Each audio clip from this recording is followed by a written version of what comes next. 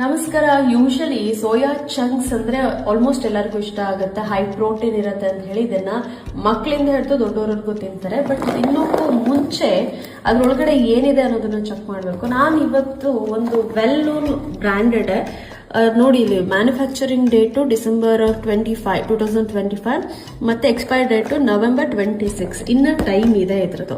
ಆದ್ರೂ ಕೂಡ ನಾನು ಇದನ್ನ ಒಂದು ವೆಲ್ ನೋನ್ ಗ್ರಾಸರಿ ಶಾಪಲ್ಲೇ ತಗೊಂಡಿದ್ದು. ಬಟ್ ಶಾಕಿಂಗ್ಲಿ ಅದನ್ನು ಓಪನ್ ಮಾಡಿದಾಗ ನಿಜವಾಗ್ಲೂ ಶಾಕ್ ಆಯಿತು.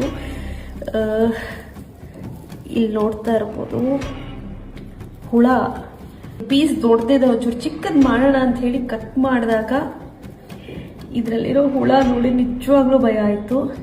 ಇಲ್ಲೇ ಹಿಂಗೆ ಅಂತಂದ್ರೆ ಇನ್ನು ಮದುವೆ ಮನೆಗಳಲ್ಲಿ ಆಬ್ವಿಯಸ್ಲಿ ಹೋಟೆಲ್ಗಳಲ್ಲಿ ಇಷ್ಟೊಂದೆಲ್ಲ ಕ್ಲೀನಾಗಿ ಮಾಡೋದಿಲ್ಲ. ನೀವು ಕೂಡ ಏನಾದರೂ ಈ ಥರ ಸೋಯಾ ಚಂಕ್